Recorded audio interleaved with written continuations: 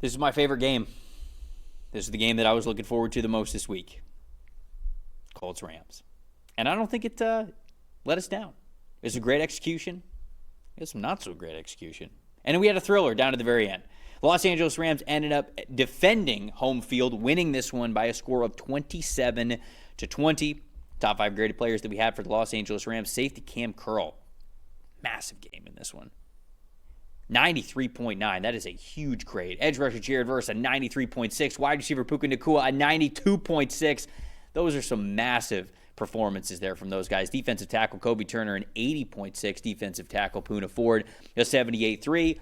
And then Matthew Stafford just continuing to be perhaps the highest performing quarterback in the NFL so far this season, 82.2. On Indianapolis side of things, their edge rusher Latu with an 89.6. I forgot, this is the battle of Edge 1 between Latu and Jared Verse. What a battle. What a battle indeed with both of those guys. Very top of the list.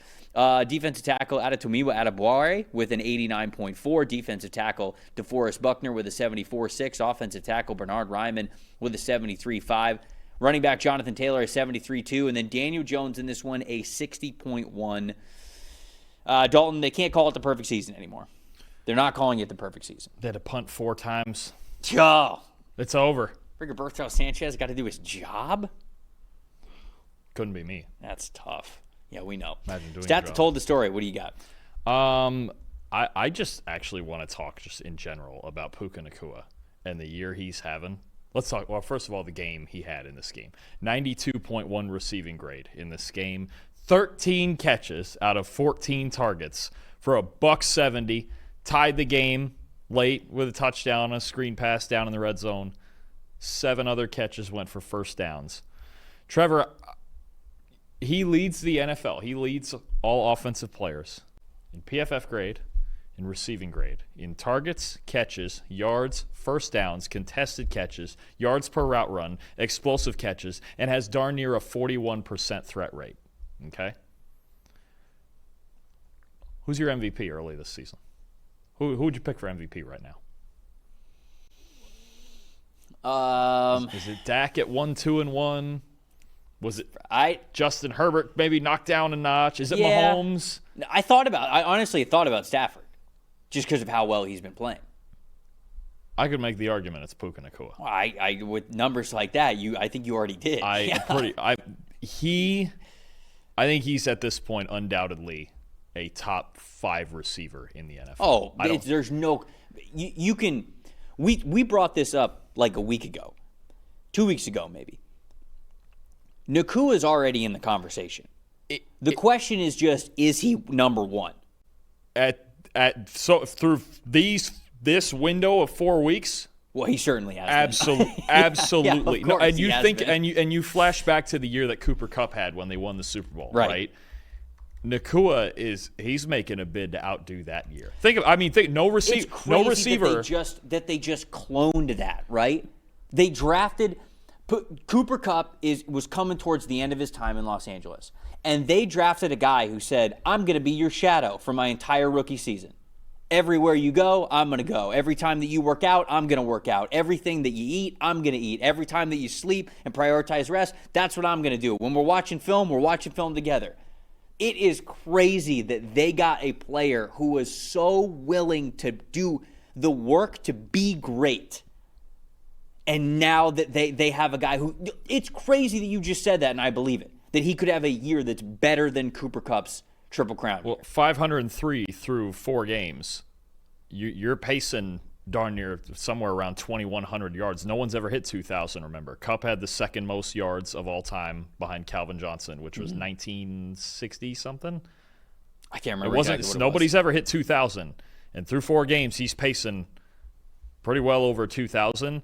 If he plays all 17 games, this is going to be some year from Puka Nacua.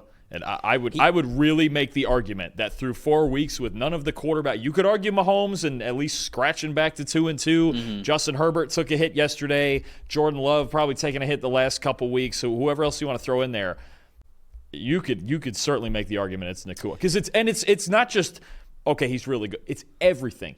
Press man deep ball down the sideline. There it is. Find a hole in zone anywhere on the field. There it is. Score a game-tying touchdown on a smoke screen. There it is. And then the amount that they use him in the run game as a pseudo second or third tight end and what he gives them blocking too, it's unreal the number of roles that he plays. And the amount that he moves around. Sean McVay has made him the most uncoverable player in football because of alignment and the different types of usage. He can just do everything and everything at an elite level. It's just if he play, you only hope he plays all 17 games because he could be putting together an all-time great year. Offensive Player of the Year, absolutely on the table. If he hits 2,000 yards, there might be some MVP chatter. So it's funny, just like how the awards work, how MVP is just a quarterback award at this point.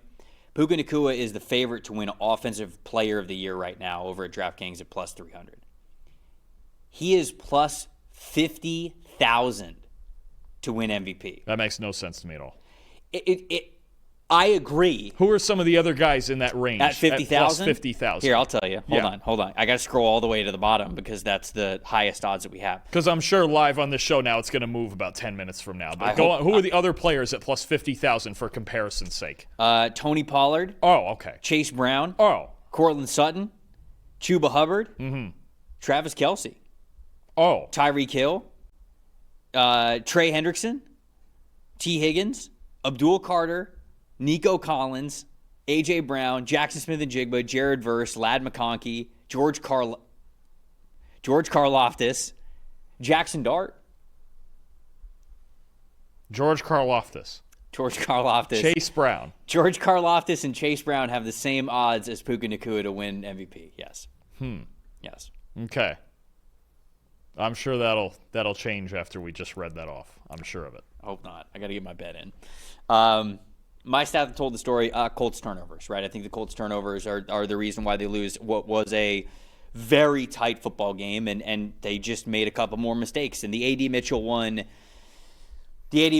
tough, right? I mean, I don't know if he's changing the ball in one hand to the other to celebrate. I don't know if he's trying to, reach out for the end zone, whatever it is. He ends up fumbling it out of the back of the end zone, and that's a backbreaker for you, especially because he had another play where a holding call that he had negated a long Jonathan Taylor run of over 50 yards. And so A.D. Mitchell, unfortunately, gets the most disappointing tag, and then that just goes into the fact that this was such a great game. And this is one of those games where the Colts lose, I feel better about them. No, they played right? Aside from a handful of mistakes, and the Rams D-line got the better of them, Jared Verse, but they're going to get the better of everybody. I think the Colts played mostly well in this game. It's just a handful of plays with a difference. I think the Rams are a top 5 team in the NFL. Yeah, I'm in on that. Right? This game's in L.A.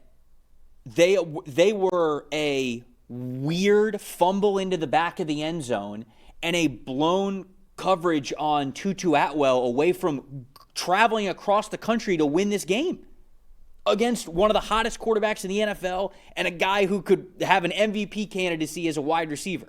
So, to me, this is one of those weird games where you lose, and I feel better about you because now I know for a fact that the Colts can hang with one of the best teams in the NFL. And before it was like, all right, yeah, they're playing really well, they're very efficient, but what happens if they go up against some of the best teams? Now I know what happens. They look just as good.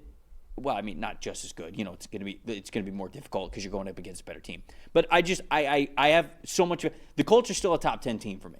What you're saying there, and this is what you want to see. If you're Shane Steichen, you shrug your shoulders and go, "We made mistakes against a good team. Can't have it."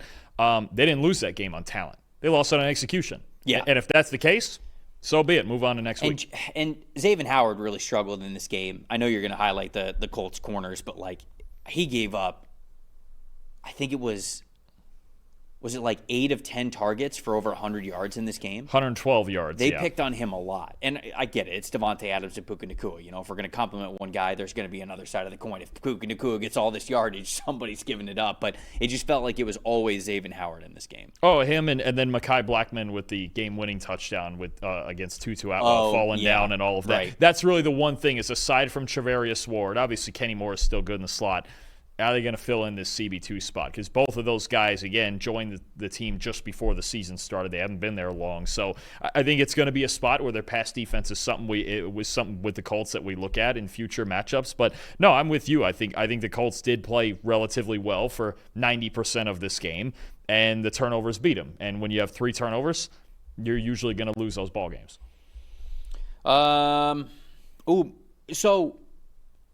get this.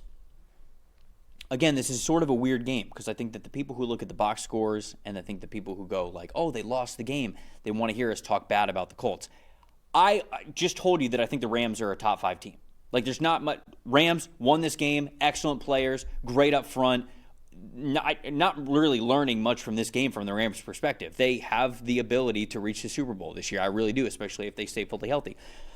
I was actually pretty impressed with the Colts' run game. 17 carries. 76 rushing yards. Okay, so it's not like the Jonathan Taylor nuclear game that we've seen even this season. 4.5 yards per carry average. This is a Rams defensive line that was one of the highest graded defensive lines in the NFL, especially when it came to run defense, and they held the Philadelphia Eagles to a low rushing total and had an 81.3 run defense grade against Philly the week before. The Colts were in a situation where if they didn't run the football at an efficient level, I was worried this game was going to get away from them. Was it enough to win the game? Was it explosive as they had been in weeks past? No. But for them to even be as efficient as they were, run grades above 70 for a lot of the offensive linemen, for Jonathan Taylor himself, for the run game overall, this was encouraging to me that they were able to do this against the Rams defensive line. So, again, in a loss, I was still impressed with how the Indianapolis Colts were able to play in this game. Your most impressive. Absolutely. Look, one of the guys who forced 2 of those turnovers, Cam Curl at safety. I thought the second interception as the game sealer is going to get the attention. I thought the first one was just incredible. Working across the field when it was cover 6 rotated in his direction. So he's got deep half to the defense's right. I forget who the receiver was. It A.D. Mitchell or Michael Pittman going on the deep over on that first interception. I don't remember, yeah. And he basically just goes, you know what? Nobody's coming to the deep half right of the field. I'm going with him. I'm trailing it. I don't even think Daniel Jones made the wrong throw because on the play action, the safety to that side where the receiver was going bit up on the play action enough to where Jones could throw it over his head, and Cam Curl just made an unreal play. And then the second one, Jones trying to take the whole shot to try to win the ball, try to get, retie the ball game there. But Cam Curl just fantastic. 6 targets, 2 catches allowed for 22 yards. The 2 interceptions, which you could argue on the first and last drive of the game, you could argue were the 2 biggest plays of the game, and 2 other forced incompletions. Him and Cam Kinchins back there at safety are both just terrific. I mean, this Rams defense is a real problem now at all 3 levels. Last year was kind of just the D-line and the back 7. Well, they were trying a little bit younger last year, and now they're totally legit. And you can tell that extra year of chemistry with them, too. Now this is a real 3-level defense, and these 2 safeties, Cam Curl and Cam Kinchins, they're a problem, but Curl was spectacular.